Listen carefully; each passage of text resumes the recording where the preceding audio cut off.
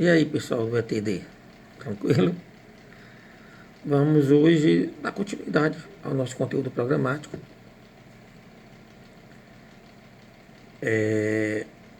Hoje, à noite, nós não teremos aquele nosso momento de tira dúvidas, tá certo? Por quê? Porque hoje eu estou postando a avaliação parcial de vocês, a P1. E aí,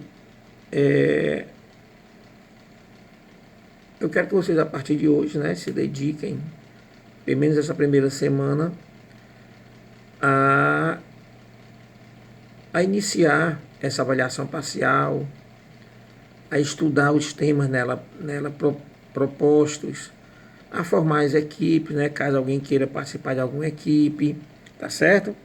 Então hoje eu vou postar 2 vídeos, tá bom? Um vídeo vai ser para conteúdo programático, que é este daqui, e mais tarde eu vou postar um segundo vídeo, e nesse vídeo eu vou explicar para vocês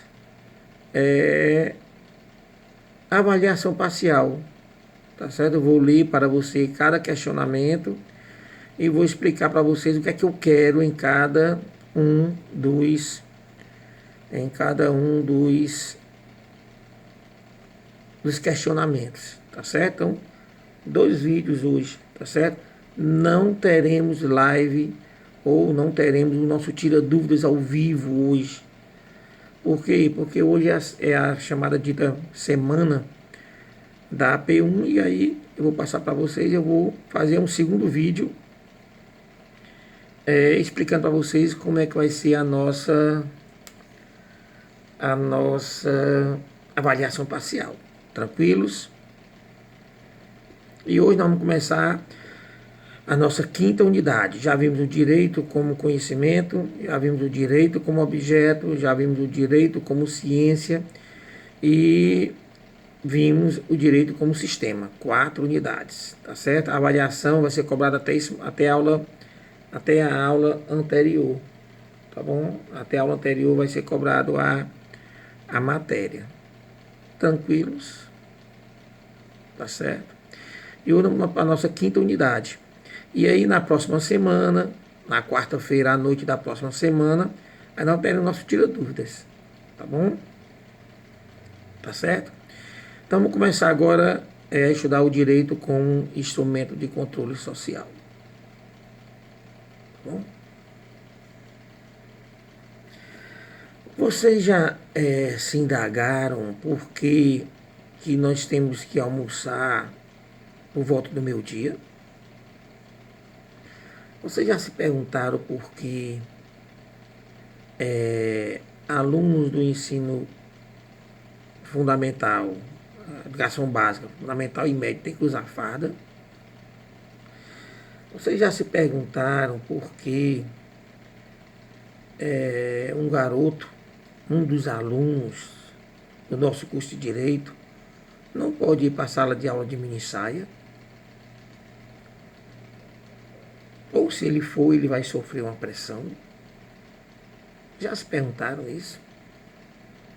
Vocês já se sentiram alguma vez com vontade de fazer algo, mas não faz porque poderá ter uma repercussão no grupo onde vocês participam? Já se perguntaram por isso? Você deixa de fazer algo, não porque você não queira, mas porque você opta por não fazê-lo devido a uma preservação de sua reputação ou para evitar algum tipo de pressão por parte daqueles que participam do grupo que você faz parte. Já se perguntaram por quê? Para tudo hoje, nós temos que cumprir regras. Já observaram? Se você porventura quer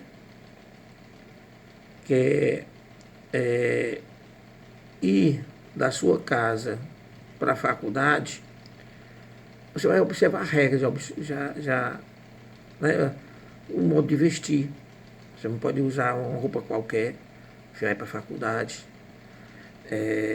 Você tem que pegar um caminho, e neste caminho você vai ter que cumprir regras, né? Andar em calçadas. Ou se for de carro, você vai ter que parar no sinal de trânsito, no sinal, né, no sinal de trânsito, aquele sinal vermelho. Mesmo você olhando para um lado, olhando para o outro, não tem nada, não tem carro nenhum, você está sozinho na via, mas você fica ali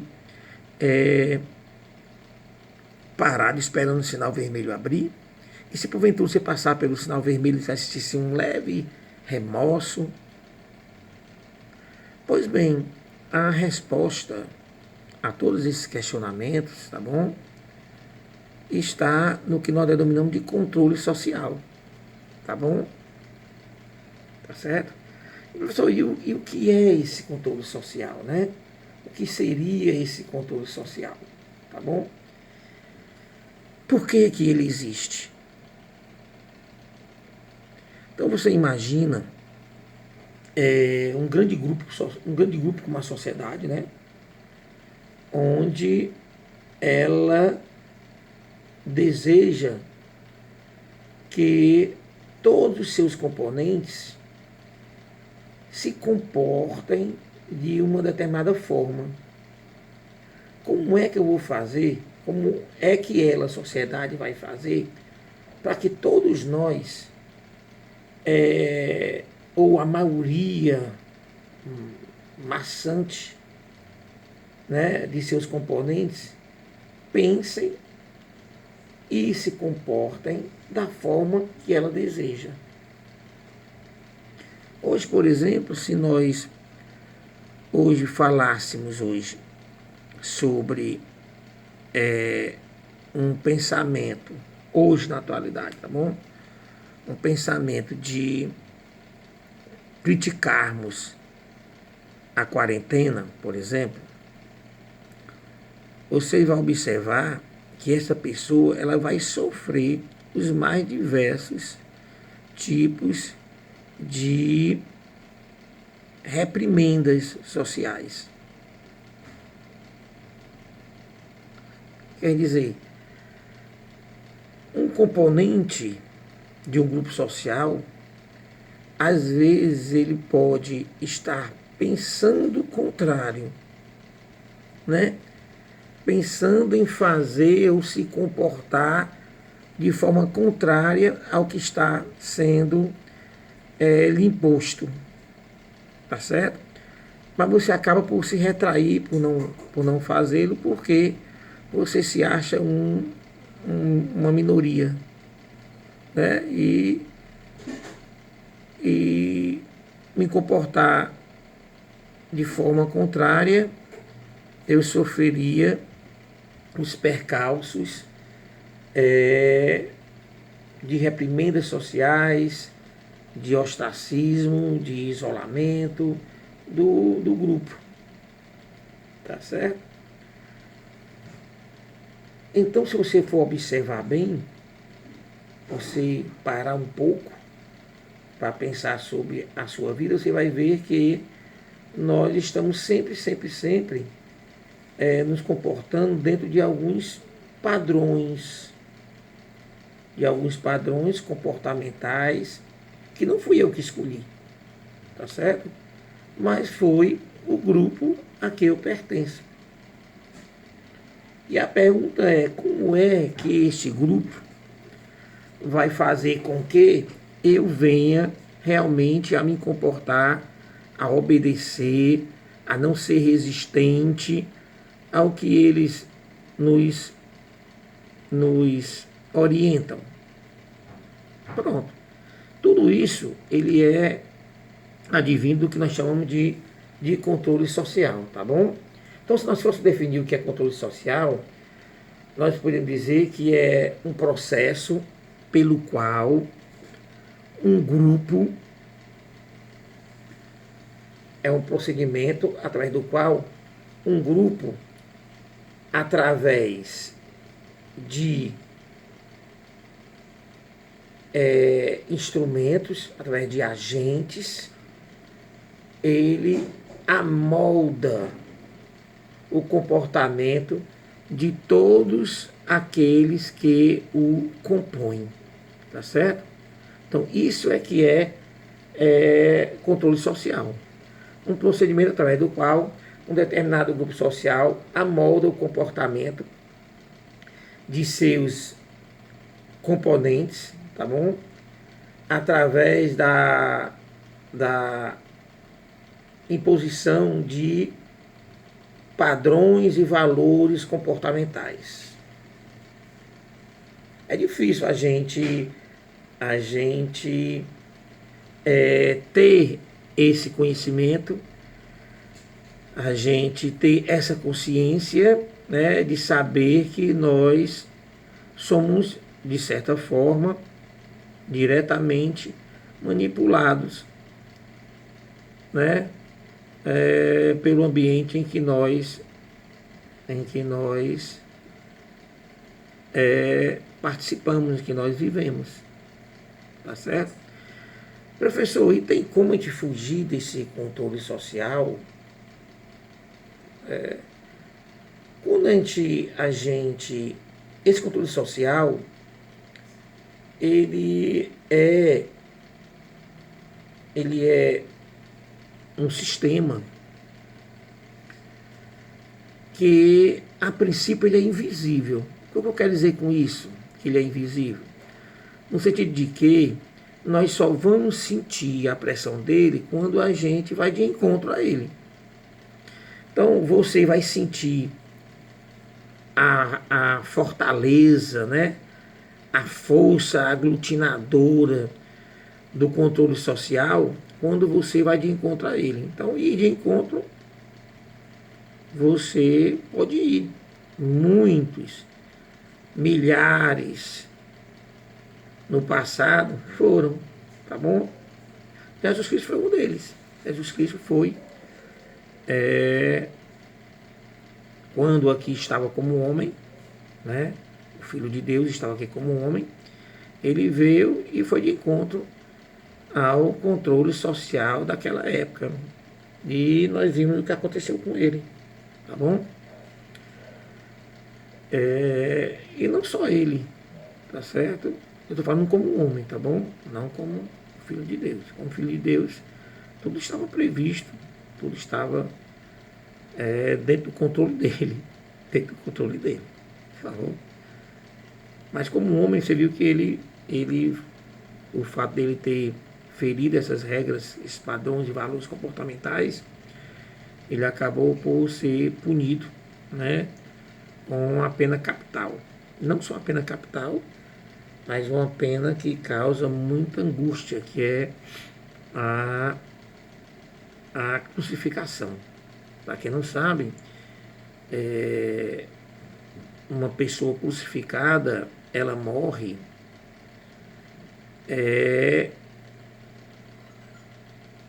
por falta de ar, ela não consegue, por asfixia.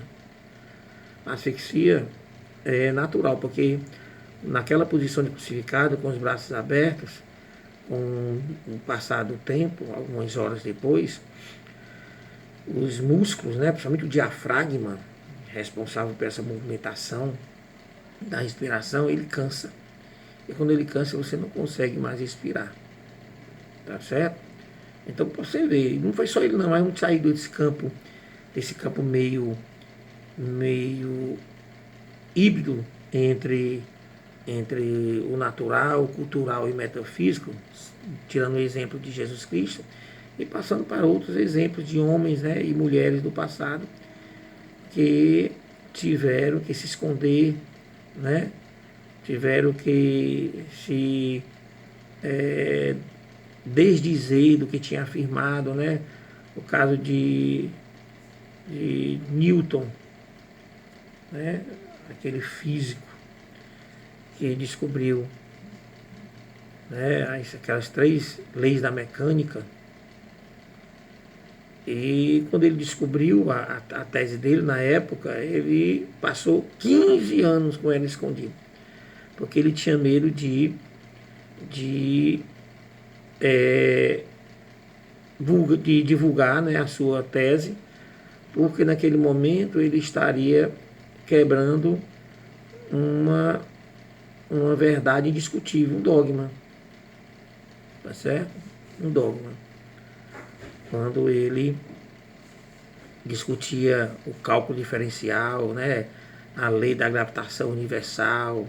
Assim também aconteceu com Copérnico, né, Galileu Galilei. O Galileu, ele ficou preso quando ele falou que, na realidade, não era a Terra o centro do universo, e sim o Sol, quer dizer, a Terra girava em torno do Sol e não o Sol em torno da Terra. Naquela época isso era um dogma, né? Era uma verdade indiscutível. Ele teve que fazer o quê? Ele teve que ficar preso durante 15, quase, não, durante 12 anos. A pedido da filha dele foi que ele desdisse, né? Ele disse, olha, o que eu disse era mentira e tal. E hoje nós sabemos que ele estava parcialmente correto, né? O Sol não é o centro do universo, mas nós giramos sim em torno dessa estrela. E assim vai, tá bom? Então, respondendo à pergunta, professor, eu posso ir de encontro a esse controle social? Poder pode. Ele é praticamente quase que irresistível. Você acaba por fazer, né? Por se submeter, às vezes você acha que está fazendo porque é uma escolha sua, né? Acha. Então ele é tão aglutinante, ele é tão contínuo e constante em nossas vidas que a gente acha às vezes, ou passa despercebido, que não fomos nós que escolhemos. Acho que fomos nós mesmos. Basta você observar as roupas que vocês estão usando, né? Dentro de uma moldagem, de um modelo escolhido pelo sistema temporariamente. Então, as modas vão e voltam, tá certo? As calças, né? As calças compridas, às vezes elas ficam apertadas, depois ela vem, a moda passa a ser calça frouxa, depois volta de novo a ser calça apertada, depois o cós da calça baixa, depois sobe, a boca às vezes alonga, depois afina, de acordo com um sistema, né? Um valor, um padrão comportamental escolhido por daquele momento. E a gente faz isso às vezes, né? Como se nós nem percebe. Agora você vai perceber mesmo, você quebra a invisibilidade desse controle social quando você vai de encontro a ele. Tá bom? Então fizemos essa pequena introdução sobre controle social, definimos o que é controle social, tá certo? Vamos partir agora para alguns institutos, né, do controle social, tá bom? A primeira dela é saber quais são as características desse controle social. Primeira característica é de que ele é contínuo e constante. O que quer dizer isso? Ele é constante no sentido de que ele está sempre presente em tudo, absolutamente tudo que a gente faz. E é contínuo porque ele não para um só momento, tá bom? Ele é constante porque ele não muda muito, ele está ali sempre, a mudança dele é de geração em geração. Aí está aí a constância, geralmente a constância tem a ver com a forma, tá certo? Então a forma desse controle social é mais ou menos a mesma coisa durante o decorrer do muito tempo. Quando a gente fala de tempo, a gente fala de continuidade. Então ele é contínuo, porque ele não para no decorrer do tempo, ele está sempre presente. E ele é constante porque a forma com que ele nos é chegado, aplicado a nós, a forma, ela não muda tão assiduamente com o tempo. Muda, mas não tanto. Hoje nós temos o controle social tecnológico, tá certo? Hoje nós temos um controle social tecnológico. Você acha que é à toa, é à toa, é à toa. Você vê hoje as pessoas, para onde elas vão com o celular direto, ligado direto, direto, onde vão, tá bom? Dificilmente eles deixam ali de lado o celular, só em momentos realmente muito intensos, né? Até em sala de aula, às vezes, a gente vê que tem alunos que não conseguem, tá certo? Alunos e alguns professores também, às vezes, que ele não consegue ali estar ali, sem estar dando aula e olhando ali para a tela do celular, ou o aluno ali ouvindo o professor, mas aqui embaixo digitando alguma coisa. Vocês acham que isso é o quê? Né? Então, a primeira característica, ela é uma característica dupla. Ele é contínuo, que não para nunca, e é constante porque a forma de os agentes atuarem sobre os nossos comportamentos, a mudança ela é muito, muito ínfima através do tempo, tá bom? A segunda característica, até já toquei no assunto. A segunda característica é de que esse controle social ele é invisível. Invisível em que sentido? No sentido em que, enquanto nós estivermos nos comportando dentro dos padrões e valores escolhidos pelo grupo, nós não vamos sentir pressão nenhuma. E aí a gente acha que ele não existe. Tem até quem ache que ele está praticando aquilo ali porque escolheu praticar. E, no entanto, as coisas não são assim, tá bom? Não são assim. E agora, no momento em que no momento em que o nosso comportamento, tá certo? Destoa do comportamento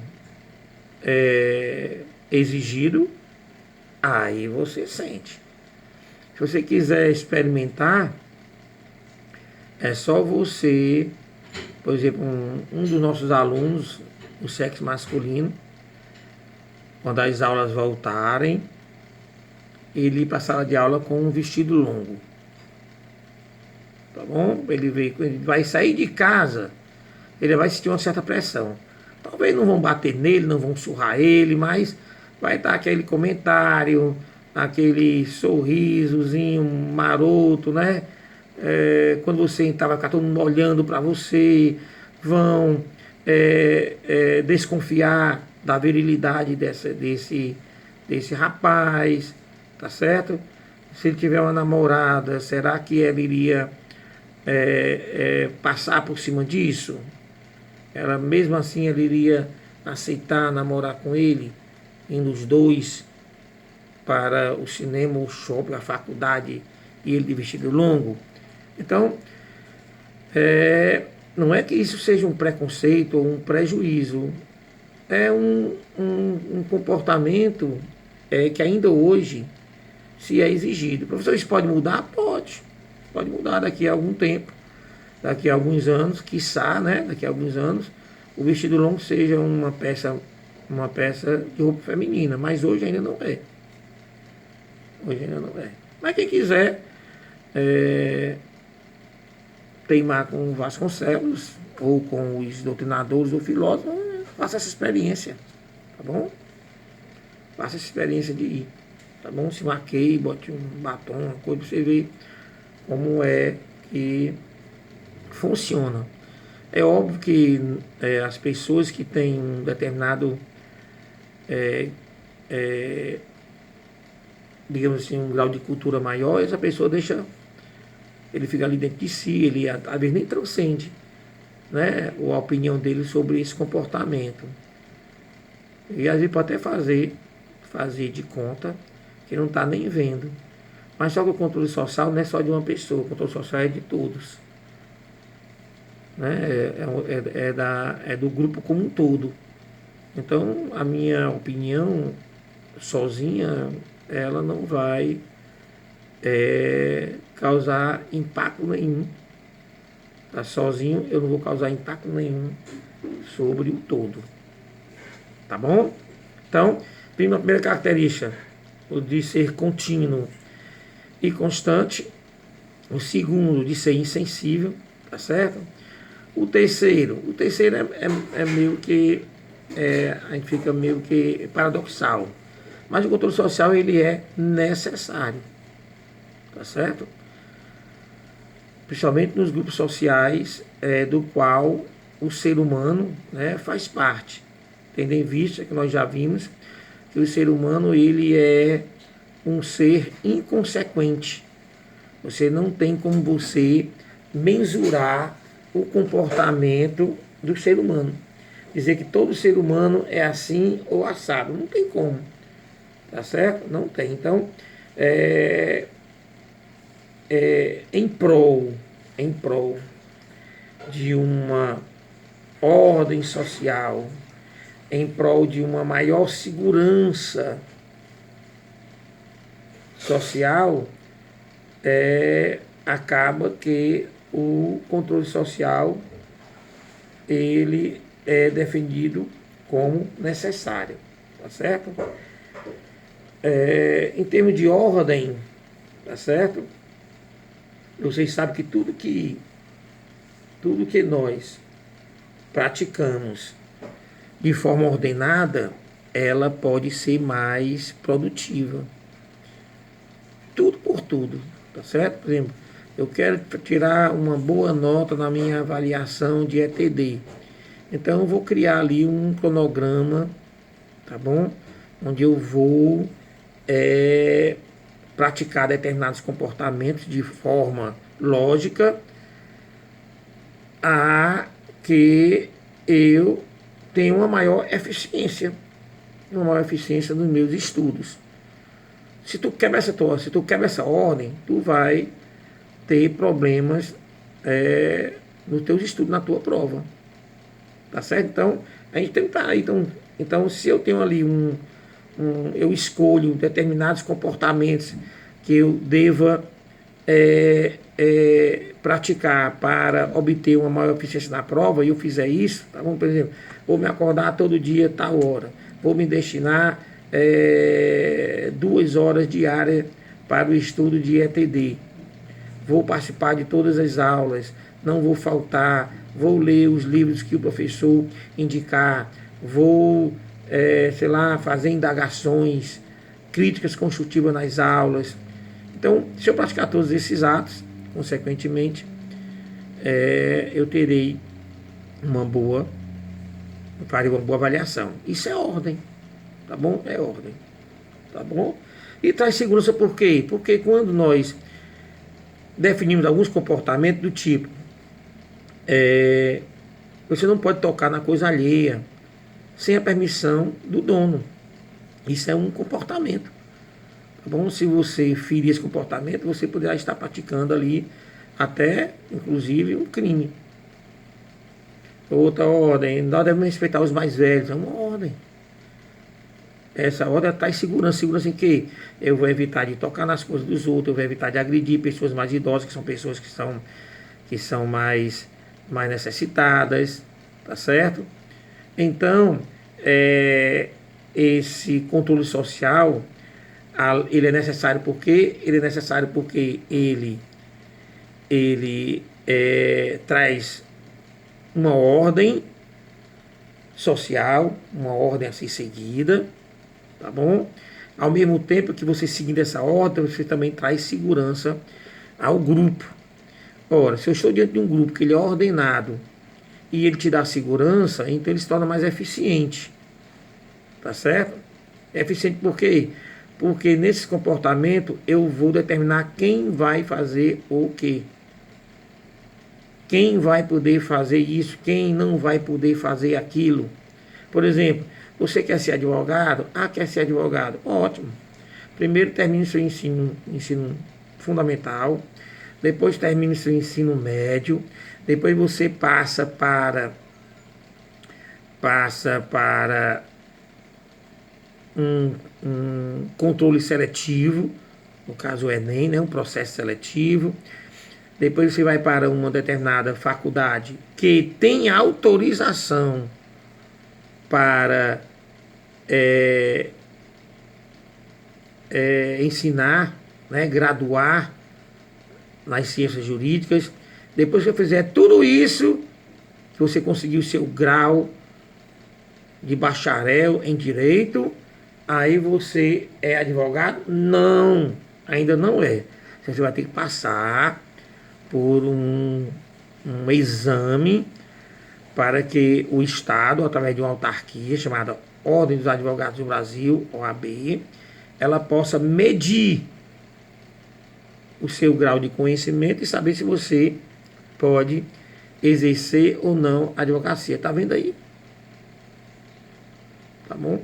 Então, essa ordem, essa segurança, ela traz uma maior eficiência para o grupo social. Tá bom? Professor, quer dizer que esse grupo social só é coisa boa? Não. O grupo social muito controlador, né?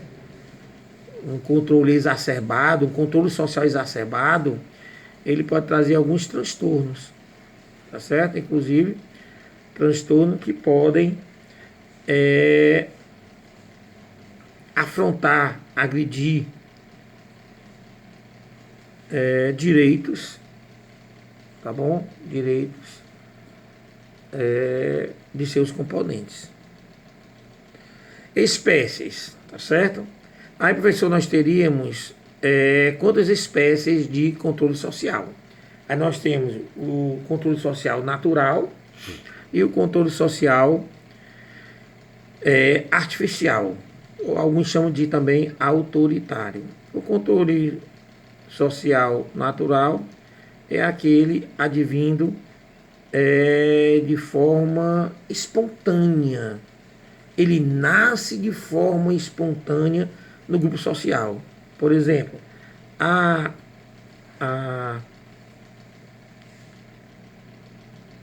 o costume ele é, sim, um controle social natural. O costume ele nasce espontaneamente na sociedade. Tá bom? Outro que nós poderíamos dizer é a opinião pública. A opinião pública é um controle social. Você se preocupa com ela. Você deixa de praticar determinados comportamentos porque você fica preocupado com a opinião dos outros. Então a opinião pública também ela chega de forma espontânea, às vezes provocada. Às vezes ela é provocada pelo controle artificial. Mas aí vamos ter que saber diferenciar quando é que a opinião pública ela foi provocada, ela já está sendo controlada